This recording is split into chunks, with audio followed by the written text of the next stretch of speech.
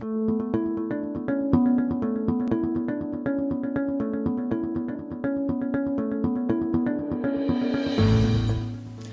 watched a physician colleague lecture a group of nurses last week. I watched him should on his audience. How? By telling them, you need to, I want you to, you have to. In an attempt to drive home the importance of his message, he used a pointing gesture for emphasis. You must. What happened? Well, he sounded like a lecturing parent, and no surprise. He turned his audience into teenagers. Their reaction could be summed up as, whatever.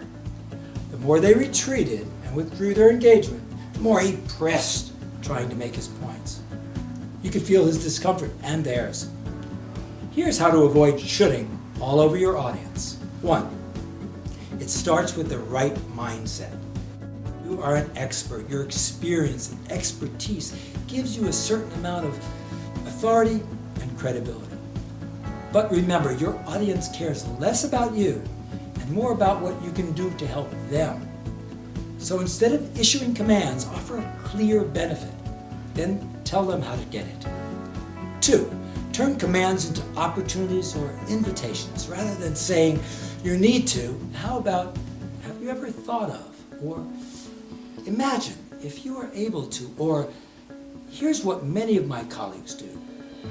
Use a hands-up poll, number 3, to build a platform for your idea. It sounds like this. How many of you are using Facebook to reach out to your customers? Okay, great. Most of you. Great. Now, show me how valuable Facebook has been for attracting new patients from 0 to 10.